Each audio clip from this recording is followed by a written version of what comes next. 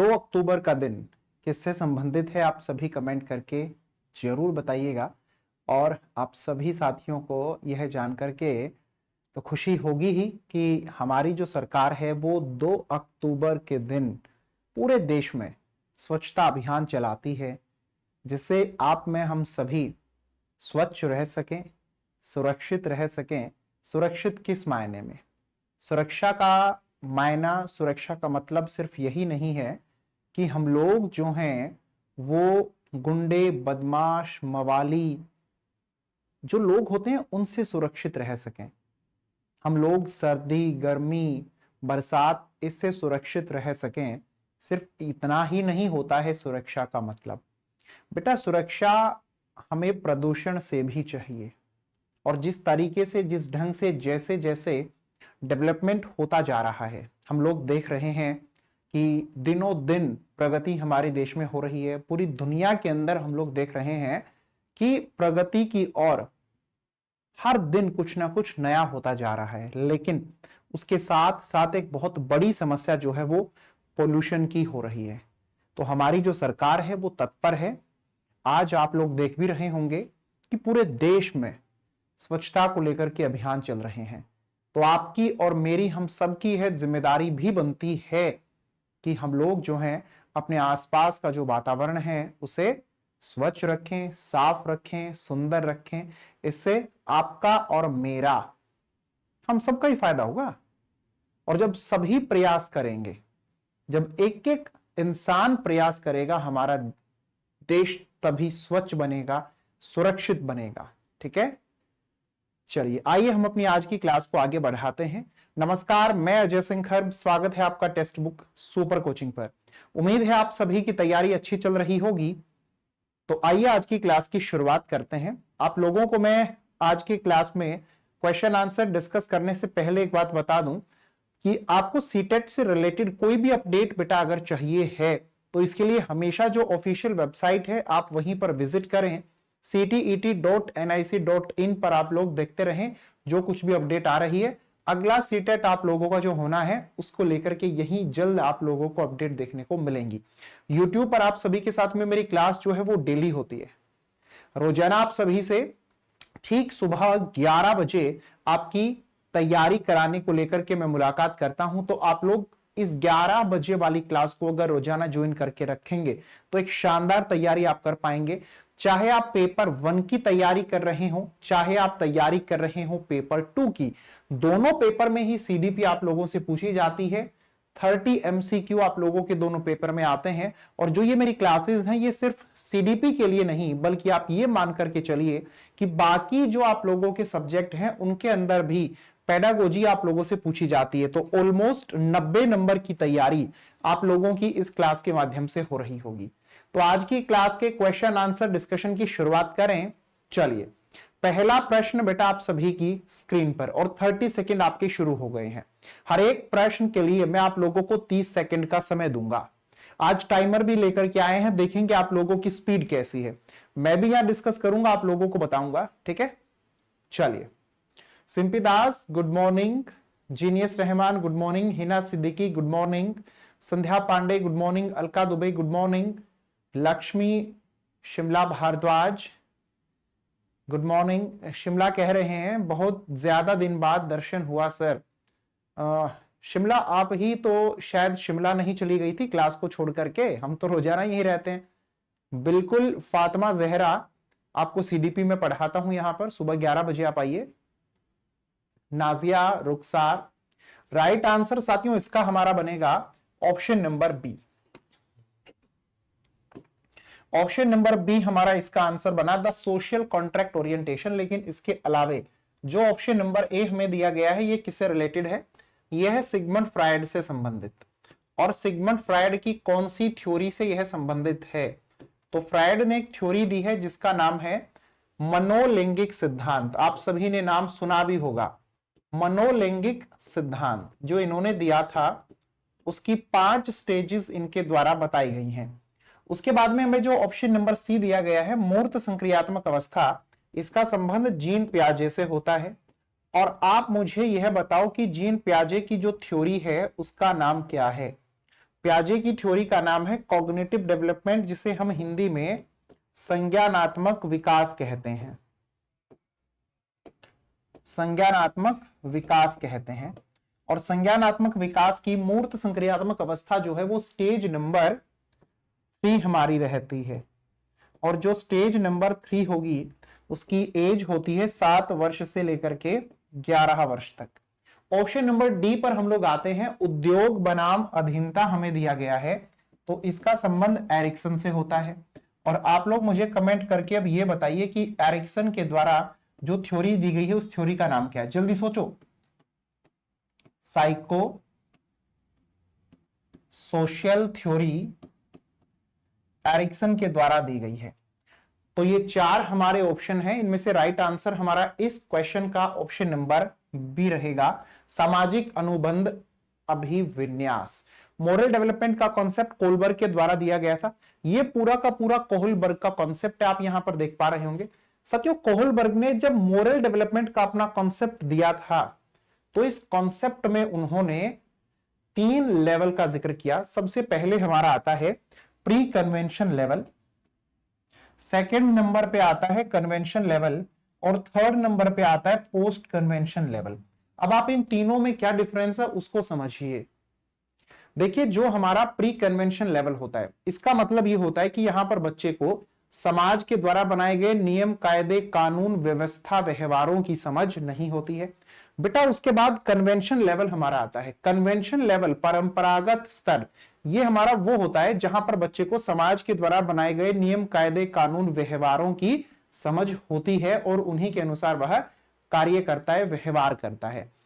Post convention level, यहां पर बच्चा पोस्ट यानी कि हिंदी में हम लोग इसे देखें तो उत्तर परंपरागत, उत्तर का मतलब होता है बाद में, परंपराएं होती हैं समाज की, तो समाज द्वारा बनाए गए नियम, कायदे, कानून, परंपराओं से आगे निकल करके जब बच्चा सोचने लगता है, उनके समझ प्राप्त करने के बाद की जो बच्चे की सोच होती है, जहां पर वो बदलावों का जिक्र करता है, वो हमारा लेवल नंबर 3 होता है।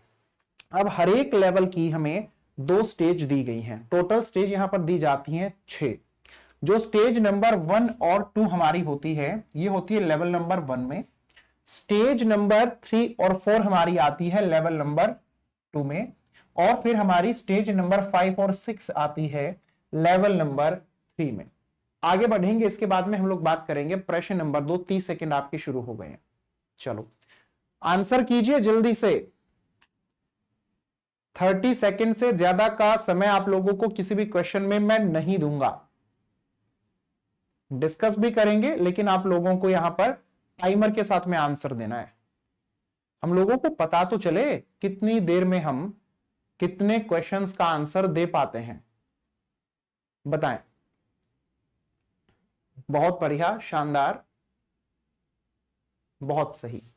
चलिए, अब हम लोगों को प्रश्न नंबर 2 का आंसर बेटा देखना ऑप्शन नंबर बी होगा। ऑप्शन नंबर बी क्यों होगा, आओ उसको समझते हैं। यहां पर पूछा गया किस मनोवैज्ञानिक ने बच्चों को ज्ञान के सक्रिय जिज्ञासु। सबसे पहले तो जब बच्चों को ज्ञान के सक्रिय जिज्ञासु कह दिया गया, यहीं से हमारे माइंड के अंदर सबसे पहला नाम हमेशा जीन पियाजे का ही आता है। क्योंकि जीन पियाजे जो हैं वो बच्चों के डेवलपमेंट को लेकर के बातें करते हैं, और डेवलपमेंट को लेकर के जब वो बातें करते हैं तो वो बच्चों को सक्रिय बताते हैं, बच्चों को वो अन्वेषणकर्ता कहते हैं, नन्हा वैज्ञानिक कहते हैं। लेकिन इसके अलावे जब यहां पर बात आती है कि उनके चिंतन पर सामाजिक एवं सांस्कृतिक विषय वस्तुओं का प्रभाव है, तो यहां पर हम लोगों को याद आएंगे लेव वाइगोत्स्की। वाइगोत्स्की ने भी बच्चे को याद रखेंगे ज्ञान का निर्माता कहा है, बच्चों को ज्ञान के सक्रिय जिज्ञासु कहा है। तो जब भी बात समाज की, संस्कृति की, भाषा की आएगी तब हमें वाइगोत्स्की को बताना पड़ेगा। ये है वाइगोत्स्की।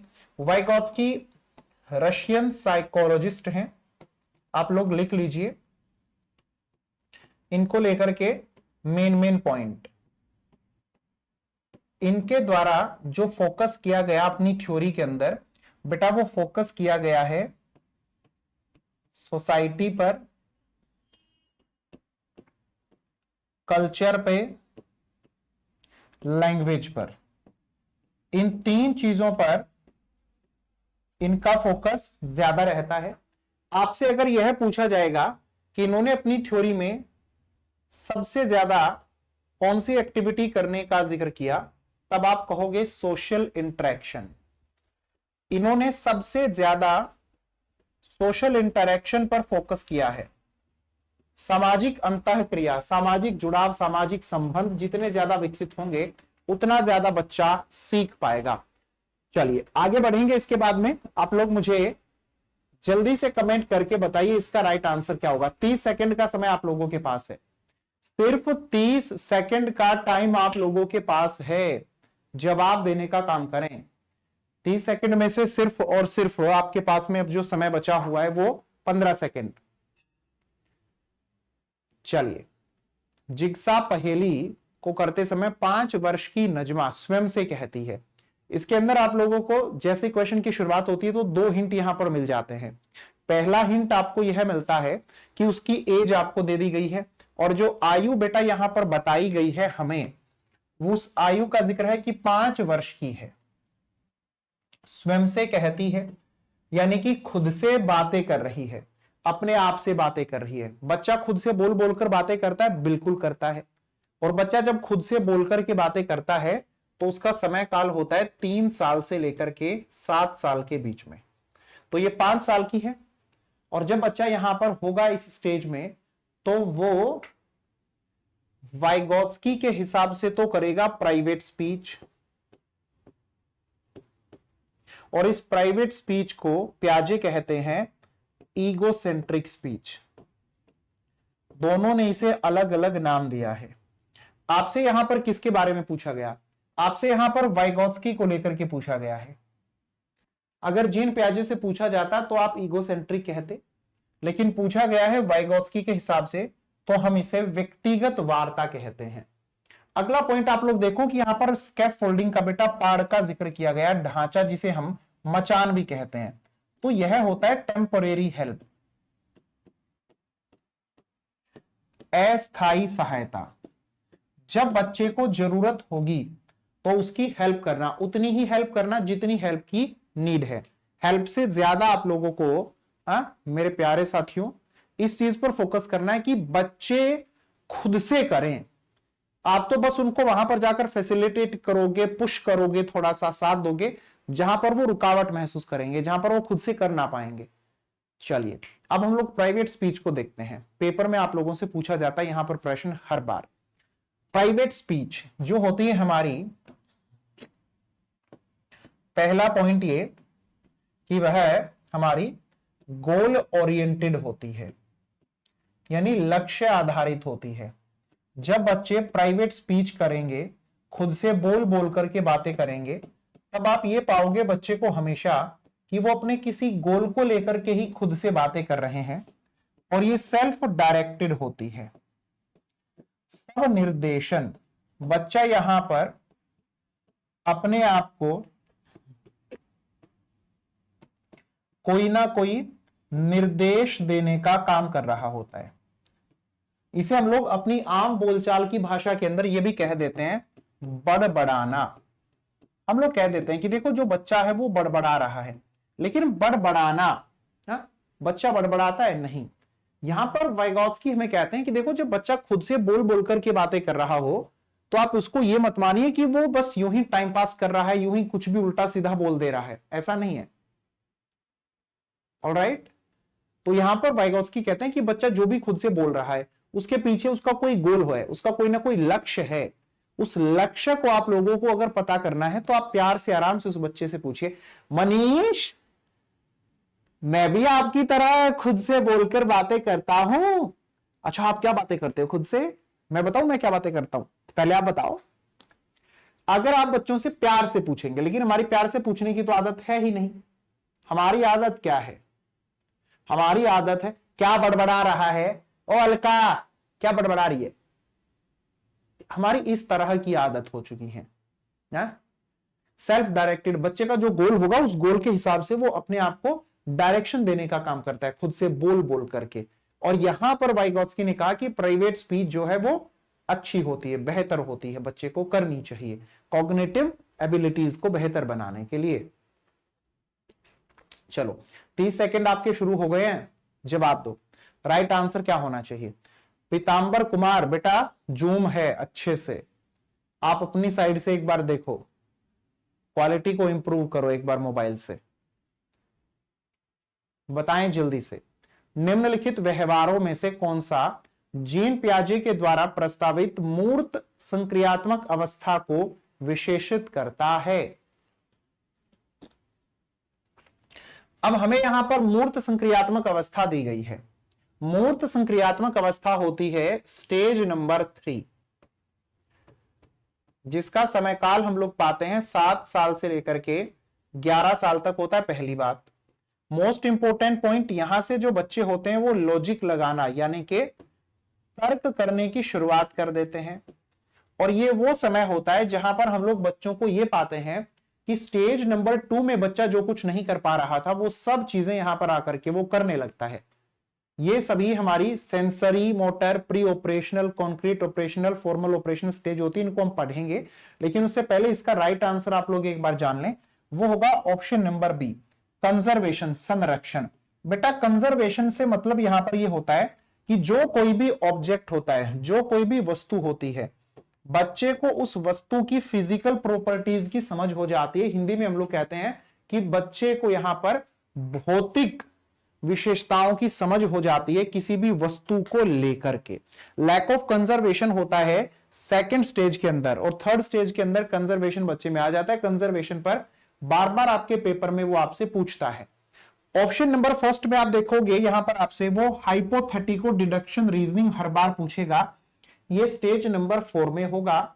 आप लोग देखोगे ऑब्जेक्ट परमानेंस आपके हर बार पेपर में पूछा गया है, ये स्टेज नंबर 1 में होता है। यानी कोई वस्तु बच्चे के सामने से हटा दी है, आपने छुपा दी, फिर भी उस बच्चे को एहसास है कि देखो ये वस्तु मौजूद है इस दुनिया में, सिर्फ मेरी आंखों से हटी है। इररिवर्सिबिलिटी ऑफ थॉट, ये स्टेज नंबर 2 में होता है, और इसका उल्टा रिवर्सिबिलिटी जो है वो हो जाता है कहां पर? रिवर्सिबिलिटी होता है स्टेज नंबर 3 में जाकर के। ठीक है, यहां पर ये कौन बच्चे हैं जो पेपर 1 का पढ़ा दो, पेपर 2 का पढ़ा दो, सर जी ये पेपर 2 का अलग से पढ़ाएंगे क्या, पेपर 1 का अलग से पढ़ाओगे क्या? मेरे प्यारे प्यारे बच्चों, मैं आपको सीडीपी पढ़ा रहा हूं। ये सीडीपी जो मैं आपको पढ़ा रहा हूं ये पेपर 1 के लिए भी है, ये पेपर 2 के लिए भी है। ठीक है, तो जितने भी एमसीक्यू मैं आप लोगों के लिए लेकर आता हूं ये पेपर 1 और पेपर 2 दोनों के हैं, अकॉर्डिंग टू सिलेबस हैं, और आपके सीटेट में इसी लेवल के प्रश्न आप लोगों से पूछे जाते हैं जो मैं आपको करवाता हूं। ऑलराइट, तो ये क्लास हमारी ठीक सुबह 11 बजे होती है, और मेरा अनुरोध है आप सभी से इन छोटी छोटी बातों में मत उलझो। सर पेपर 1 है, पेपर 2 है, अरे जब सामने सीडीपी लिखा है तो भाई दोनों पेपर के लिए होगा ना। 11 बजे लाइव क्लास शुरू होती है, रोजाना चुपचाप आ जाया करो। अब आप ये देखो, सेंसरी मोटर होती है जन्म से 2 वर्ष, पेपर में पूछ लेता है। प्री ऑपरेशनल होती है 2 से 7, कॉन्क्रीट ऑपरेशन होती है 7 से 11, फॉर्मल ऑपरेशन होती है 11 वर्ष के बाद का समय। इस क्लास की जो ये आप लोगों को हर क्वेश्चन के साथ में अलग से मैं इंपोर्टेंट पॉइंट्स लेकर आया हूं, इनको पढ़ लेना। जैसे ही क्लास खत्म होगी तो उसके बाद में ये पीडीएफ आप लोगों के पास में पहुंच जाएगी। नेक्स्ट क्वेश्चन, 30 सेकेंड जवाब दो। देखो कितने सेकंड में आंसर दे पाते हो।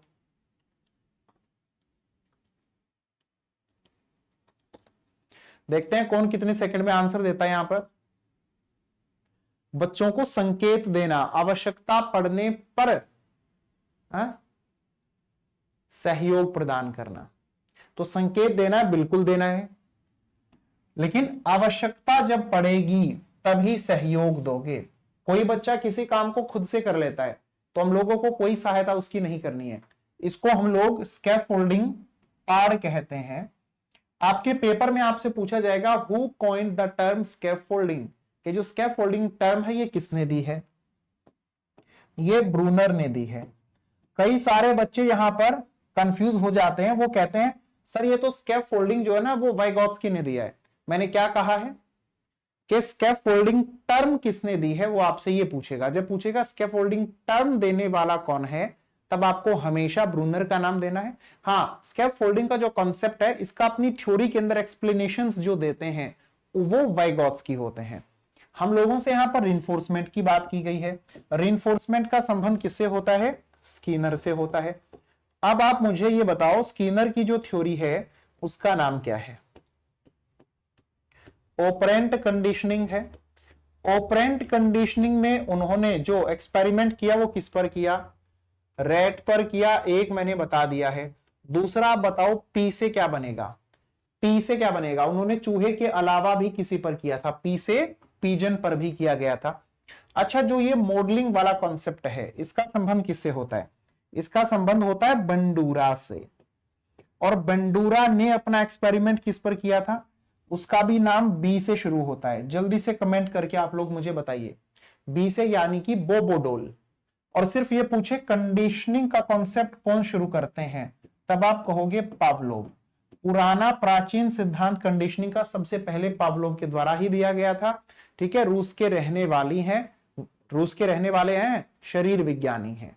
चलिए आगे बढ़ेंगे। इसके बाद में हम लोग स्कैफोल्डिंग, आप सबको क्लियर हो गया। जब बच्चे को जहां नीड हो और जितनी नीड हो उतनी ही उसकी सहायता हमारे द्वारा की जानी चाहिए। चलो क्लास को एक बार लाइक करें, लाइक कॉर्बे, शेयर कॉर्बे। उत्तम सिंह, नूतन सिंह, जीनियस रहमान, रुखसार फातिमा, विजय मिश्रा, संध्या पांडे, सभी बच्चे बेटा एक साथ में एक बार क्लास को लाइक और शेयर करते हैं। आगे बढ़ें, पक्का? कुछ ने अभी भी नहीं किया है? लो सर, अब कर देते हैं। कर दिया लाइक, शेयर वाला बटन भी दबा दीजिए, टेलीग्राम, व्हाट्सएप, फेसबुक पर। आओ 30 सेकंड में हम लोग आंसर देखेंगे हमारा क्या बनता है।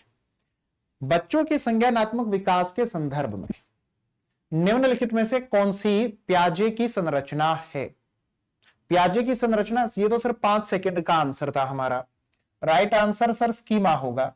चलो स्कीमा होगा, मैंने आप लोगों की बात मान ली, ऑप्शन नंबर ए सही होगा। लेकिन ये तो बताओ कि ये स्कीमा होता क्या है? What is schema?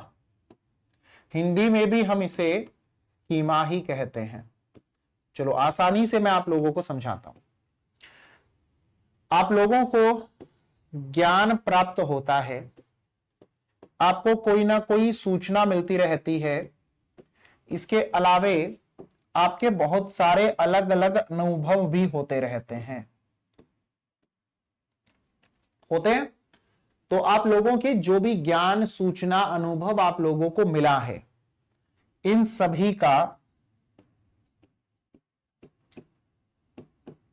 संगठित रूप हमारा स्कीमा होता है। इंग्लिश में हम लोग कहेंगे group of knowledge, information and experiences is called schema. अब ये सारा का सारा हमारा ज्ञान, सूचना, अनुभव ये कहां पर रहता है? ये यहां पर हमारे इस मस्तिष्क के अंदर रहता है, हमारी इस खोपड़ी के अंदर रहता है। तो हम लोग क्या कहेंगे कि ये हमारा स्कीमा मेंटल स्ट्रक्चर होता है, हमारे मस्तिष्क में बनी हुई एक संरचना होती है। और हमारे मस्तिष्क के अंदर जो ये संरचना बनी है, ये संरचना किस चीज की है? हमारे ज्ञान, सूचना और अनुभवों की।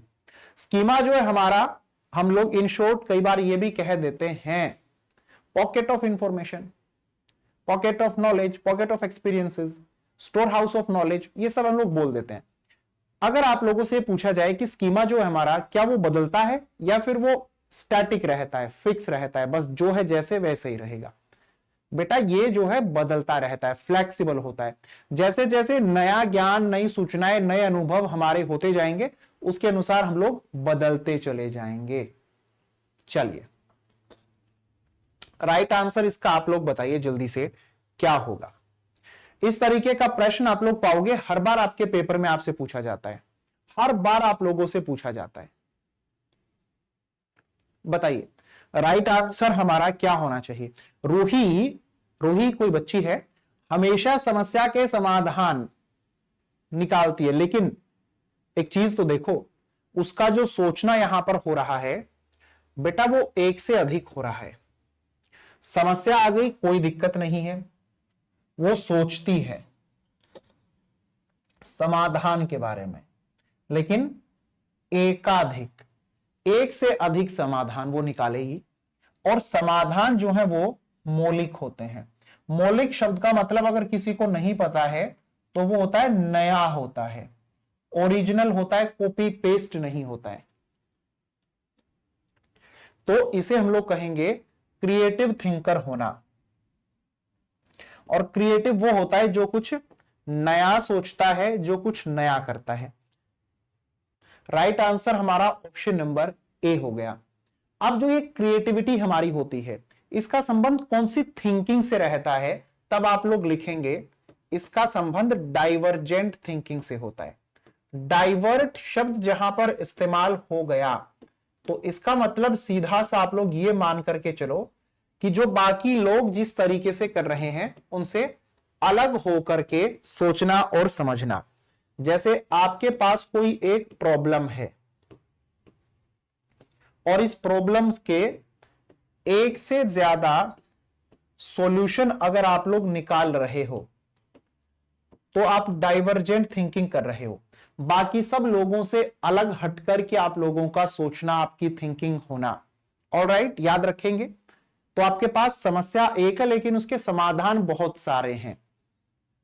अगली बात, जो डाइवर्जेंट थिंकिंग हमारी होती है बेटा, इसकी एक खासियत यह होती है कि यह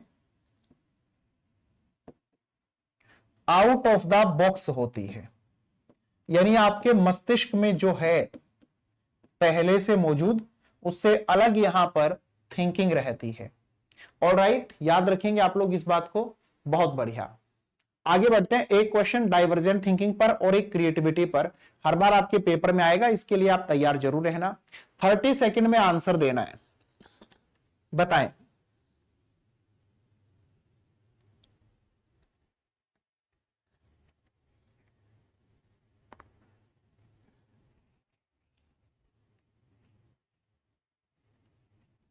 तीस सेकंड में जवाब देना है सभी को। समय आप लोगों का खत्म होता हुआ 5 4 3 2 1, समय खत्म हुआ। चलिए, समावेशी कक्षा जो हमारी होती है उसे लेकर के बात की गई है। इसमें शिक्षक जो होगा ना उसको हमेशा तैयार रहना पड़ता है। इंक्लूसिव क्लासरूम कौन सा होता है? इंक्लूसिव क्लासरूम वो होता है जहां पर सभी बच्चों को एक साथ शिक्षा दी जाती है बिना किसी भेदभाव के। सामान्य बालक हो, विशेष बालक हो, सभी को एक साथ में शिक्षा दी जा रही होती है। हमारे ये 3 तरह के एजुकेशन सिस्टम होते हैं बेटा। सबसे पहला जो हमारा सिस्टम होता है वो होता है नॉर्मल एजुकेशन सिस्टम। सेकंड हमारा होता है स्पेशल एजुकेशन सिस्टम। थर्ड हमारा होता है इंटीग्रेटेड एजुकेशन सिस्टम। और फोर्थ हमारा होता है इंक्लूसिव एजुकेशन सिस्टम। सबसे पहले हमारा सामान्य शिक्षा प्रणाली आया था, जब हम लोग ये कहते थे सिर्फ नॉर्मल बच्चे, सामान्य बच्चे ही क्लास में जाकर के ना पढ़ाई कर सकते हैं, सामान्य तरीके से सामान्य शिक्षक उनको ही पढ़ा रहे होंगे, विशेष बच्चों को शिक्षा है ना की व्यवस्था के अंदर शामिल नहीं किया जा रहा था। फिर ये बात उठी कि देखो जो बच्चे स्पेशल हैं उनको भी तो शिक्षा चाहिए, उनमें भी तो कुछ खास एबिलिटीज हैं, तो फिर उनके लिए स्पेशल एजुकेशन अलग से शुरू कर दी गई। उनके लिए अलग से शुरू कर दी गई। नॉर्मल के अलग स्कूल हो गए, स्पेशल के अलग स्कूल हो गए। फिर उसके बाद में इन दोनों को मर्ज कर दिया गया कि भाई देखो हम इनको अलग अलग स्कूल में पढ़ाते हैं, क्यों ना हम इनके स्कूल सेम कर दें। तो इंटीग्रेटेड जब आया ना तो यहां पर सेम सिर्फ स्कूल हुआ था, स्कूल के अंदर की व्यवस्थाएं फिर भी अलग रह गई। फिर इंटीग्रेटेड, एकीकृत, एक कर देना, इसने सामान्य और विशेष शिक्षा प्रणाली को एक कर दिया। इसके बाद भी थोड़ा गैप रह गया नॉर्मल और स्पेशल बच्चे में।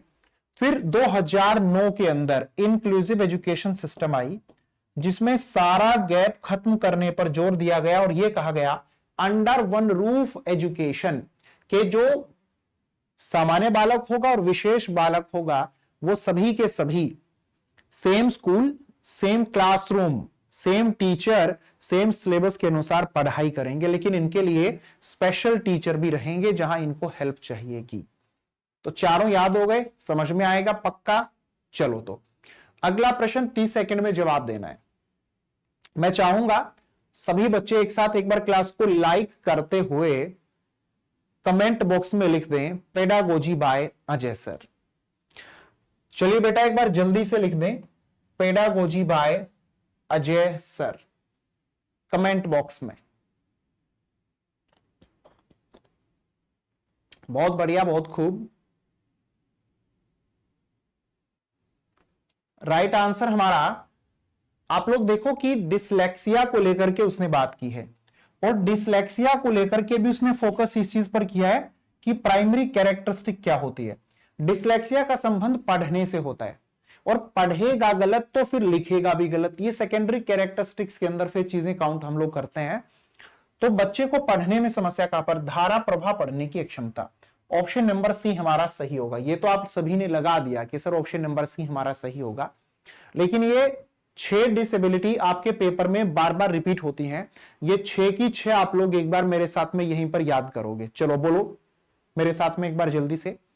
Dyslexia, reading disability, dysgraphia, writing disability, very good. Dysphasia, speaking disability, dyscalculia, math, learning disability, calculation, ठीक है, जो हमारी होती है। Dyspraxia, problem related to psychomotor, यानी कि जो हमारे हाथ होते हैं, हैंड होते हैं, और जो हमारी आई होती हैं, इसके कोऑर्डिनेशन में कमी होती है। ऑप्शन नंबर डी हमारा होगा attention deficit hyper activity disorder. यहां पर गुड़िया कह रही है सर थोड़ा फास्ट चलिए। गुड़िया बेटा मैं एक बात क्लियर कर देता हूं, हमारी जो 11 बजे वाली क्लास होती है ये वो क्लास नहीं है जिसके अंदर यहां पर बस भागम भाग भागते रहो, भागो भागो भागो, वो सब चीजें होंगी। देखो ये क्लास हम लोग इस उद्देश्य के साथ में लेकर के आते हैं कि आप लोगों को समझाएं, पेपर के हिसाब से आपको तैयार करें। अब की बार सीटेट में 20 लाख से ज्यादा बच्चे फेल हैं, और वो 20 लाख से ज्यादा बच्चे क्यों फेल हुए हैं, उनको फास्ट चाहिए सब कुछ, और पेपर में जाकर के फिर जो रिजल्ट है वो आता है तब फिर ये सोचते हैं हमें तो सब कुछ आता है, कैसे फेल हो गए। तैयारी करनी है तो पेशेंस के साथ पढ़ना सीखिए, पेशेंस के साथ तैयारी करना सीखिए। मैं यहां पर आऊं भागम भाग उन क्वेश्चंस के आंसर, इसका ए, इसका बी, इसका सी, इसका डी, चलो चलो चलो चलो। अगर ये इस तरीके से अगर किसी को लगता है पढ़ाई होती है, बेटा वो पढ़ाई नहीं होती है। चाहे मैं भी अगर किसी दिन ऐसा कर रहा हूं तो उस दिन मानो मैं पढ़ा नहीं रहा हूं, वो ड्रामा चल रहा है, वो सिर्फ ये चल रहा है हाँ पढ़ा दिया, हाँ पढ़ा दिया, मैं भी क्लासेस ले ली, मैंने इतना कर दिया, मैंने उतना कर दिया। अरे पढ़ाई होती है पेशेंस के साथ। अगर आपके अंदर पेशेंस नहीं है तो बेटा फिर बात नहीं बनती है। थोड़े से पॉजिटिव बनिए, थोड़े से पॉजिटिव बनिए, जिंदगी के अंदर पेशेंस के साथ आगे बढ़ना सीखिए। चलिए मेरी क्लासेस में भले आप लोगों को पढ़ाएंगे थोड़ा, लेकिन वो पढ़ाएंगे जो कॉन्सेप्ट क्लियर हो जावे। चलिए राइट आंसर हमारा इसका ऑप्शन नंबर सी होगा। बहुत बढ़िया। फास्ट लेकर चलना है ना, नहीं, आराम से पढ़ना है। उठो जागो और तब तक नहीं रुको जब तक लक्ष्य ना प्राप्त हो जावे। याद रखिएगा स्वामी विवेकानंद जी की ये बात है, ठीक है। चलो हाँ गीता ने सही लिखा, सर समझ में ही नहीं आया तो क्या फायदा हुआ पढ़ने का। हा? मैं अब आगे बढ़ूंगा, लेकिन उससे पहले आप लोगों से एक बात पूछना चाहता हूं कि जैसे अभी आप लोगों की मैं क्लास ले रहा हूं रोजाना, आप लोगों को समझाते हुए, एक एक पॉइंट को डिस्कस करते हुए, ऐसे ही क्लासेस चाहिए हैं, क्वालिटी वाली क्लासेस, या फिर बेटा भागम भाग चाहिए? एक बार कमेंट करके मुझे बता दीजिए। स्वागत है आप सभी का जो भी अभी आए हैं क्लास में। एक बार आप सभी बता दें, क्योंकि देखो फिर उसी हिसाब से क्लास को लेकर चलें जैसे आप लोग चाहेंगे। चलो क्वेश्चन नंबर 11, 30 सेकेंड आपके पास में। छात्र केंद्रित शिक्षा शास्त्र की क्या विशेषता है? यानी कि जो हमारी शिक्षा व्यवस्था है उसका केंद्र बिंदु हम छात्र को मान रहे होंगे, यानी उस छात्र के हिसाब से सारी की सारी व्यवस्था हम लोगों को करनी है। बच्चे के हिसाब से हम लोगों को पढ़ाना है, तो हमारा प्रयास बच्चे को रटवाना नहीं होना चाहिए, ठीक है। Very good. बच्चे खुद से करके जहां पर सीखेंगे और बच्चे के अनुभवों को ही हम लोग प्राथमिकता देने का काम करेंगे।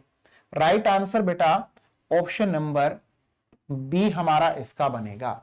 सिर्फ पाठ्य पुस्तकों से नहीं पढ़ाना है, बच्चे को पाठ्य पुस्तकों से, कक्षा से बाहर की दुनिया के साथ में कनेक्ट करना है। एनसीएफ 2005 हमारा कहता है। अब बताओ, लगातार पुरस्कार देना चाहिए या लगातार दंड देना चाहिए? इसके फायदे होते हैं। देखो, दंड और पुरस्कार दोनों हमें इस्तेमाल करने चाहिए, लेकिन ऐसा दंड नहीं देना है जिसका प्रभाव बच्चे पर मानसिक तौर पर, शारीरिक तौर पर बुरा हो रहा हो। और 2009 के बाद से तो मारना, पीटना और इस प्रकार के दंड बिल्कुल प्रोहिबिटेड हैं, बंद हैं, प्रतिबंधित हैं, आप नहीं कर सकते हैं। बताएं राइट आंसर इसका क्या होगा? बच्चों के अंदर खुद से जो सीखने की इच्छा होती है, खुद से जो बच्चे के अंदर जानने की जिज्ञासाएं बनी होती हैं, वो खत्म हो जाएंगी। आप बच्चे को छोटे से छोटा काम भी जब वो करता है ना, तो उस काम के लिए कुछ ना कुछ देना शुरू कर दो। चलो बेटा आप ये काम करो, इसके बदले में मैं आपको ये दे दूंगा। एक वक्त के बाद में उसकी ऐसी आदत बन जाएगी कि आप उसको कुछ नहीं दोगे, कुछ भी देना आप उसको अगर बंद कर दोगे ना, तो वो बच्चा आप लोगों की बातों को तब तक नहीं मानेगा जब तक आप बदले में उसको कुछ नहीं दोगे। Right answer option number D. बहुत बढ़िया। तो आप लोग दंड ज्यादा देना चाहते हो या पुरस्कार ज्यादा देना चाहते हो? या याद रखोगे, पहले हमेशा पुरस्कार देना होता है, बाद में दंड पे आना होता है। और इन दोनों के मुकाबले हम लोगों को इस बात पर ज्यादा जोर देना होता है कि बच्चा खुद से ही करके सीख ले, इनका हमें इस्तेमाल करना ही ना पड़े। अगला प्रश्न आप लोगों का यहां पर 30 सेकेंड शुरू हो गए हैं। किसमें शारीरिक वृद्धि एवं विकास तीव्र गति से घटित होता है? बताइए। शैशवावस्था एवं प्रारंभिक बाल्यावस्था, प्रारंभिक बाल्यावस्था एवं मध्य बाल्यावस्था, मध्य बाल्यावस्था एवं किशोरावस्था, किशोरावस्था एवं वयस्कता। जहां पर भी आप लोगों की मध्य बाल्यावस्था आ जाएगी, वो कभी भी आपका आंसर नहीं होगा। यहां पर स्लो होता है, याद रखिएगा। यहां पर भी मध्य बाल्यावस्था है, नहीं होगा। वयस्कता में भी स्लो होता है, नहीं होगा। राइट आंसर हमारा क्या बचेगा? ऑप्शन नंबर ए एकदम सही है। चलिए आप लोगों को पूरा का पूरा एक पैटर्न में दिखा देता हूं, याद रखना हमेशा। शुरुआत में होगा फास्ट,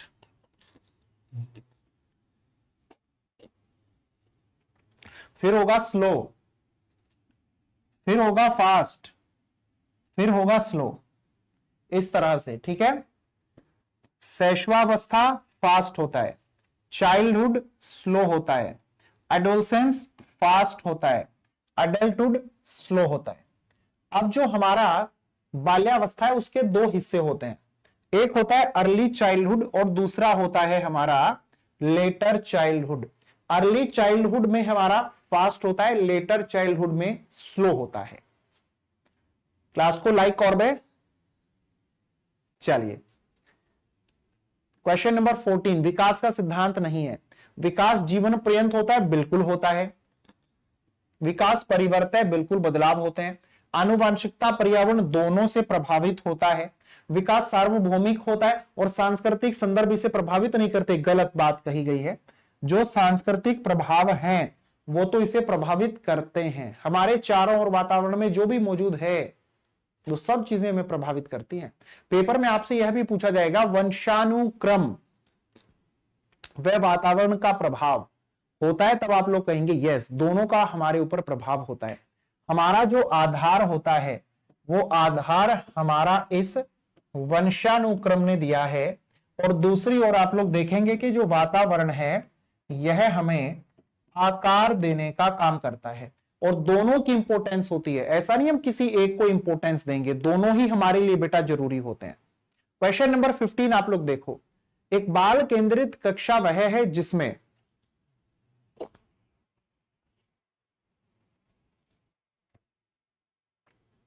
बताएं, आंसर करें।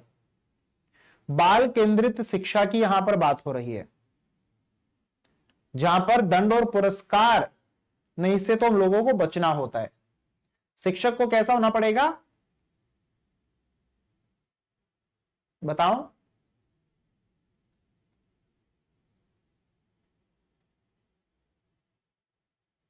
बहुत बढ़िया। फ्लैक्सिबल होना पड़ेगा, बच्चों के अनुसार खुद को बदल ले और उनकी आवश्यकताओं को पूरा करे। ऑप्शन नंबर बी हमारा एकदम से सही रहता है। बाल केंद्रित शिक्षा पर एक प्रश्न हर बार पूछेगा, एक प्रोग्रेसिव एजुकेशन पर पूछेगा, ये फिक्स है। और दोनों के मिलाकर के कभी कभी 3 से 4 प्रश्न भी हो जाते हैं। ऑलराइट, चलिए एक बार मैं आप सभी से पूछूंगा कि हमारी क्लास का टाइम क्या रहता है, क्योंकि कुछ बच्चों को पता नहीं है, जो नए बच्चे आते हैं, तो आप लोग एक बार बता दो, ठीक है। और बताना इस तरह से है, Ajay sir 11 AM, Ajay sir 11 AM, Ajay sir 11 AM। भाई एक बार कमेंट करके बता दो अजय सर 11 AM। और ये क्लास जो हमारी होती है बेटा, ये क्लास लाइव होती है और इस क्लास को आप लोग ज्वाइन करना मत भूला करो। रोजाना आया करो, डेली आया करो। एक बात और मुझे आप लोगों से पूछनी है, इस क्लास में कुछ हमारे साथी ऐसे होंगे जो ये सोचते होंगे कि सर क्लास का टाइम बढ़ा देना चाहिए। तो एक बार क्लास का टाइम भी आप लोग मुझे बता दो, इस क्लास का टाइम आप लोग कितनी देर चाहते हो? 30 मिनट, 40 मिनट या 1 आवर? ये क्लास आप कितनी देर की चाहते हो? बहुत बढ़िया आरके प्रजापति, रोजाना आओ 11 बजे। ये क्लास आप लोग बेटा कितनी देर चाहते हो? टाइम भी आप लोग एक बार कमेंट करके मुझे जरूर बताइएगा कि सर इतनी देर हमें ये क्लास चाहिए। अगली क्लास फिर हम उतनी ही देर की आप लोगों के लिए रखेंगे। मिड डे मील का कॉन्सेप्ट कब आया था? जल्दी से कमेंट करके बताइए। ऑलराइट, और क्लासेस की सभी अपडेट आप लोगों को टेलीग्राम से मिलती रहेंगी, तो टेलीग्राम सभी ज्वाइन जरूर कर लीजिए। शिक्षा जगत से जुड़कर राष्ट्र निर्माण में सहयोग करने के लिए आप सबका प्रेम पूर्वक धन्यवाद।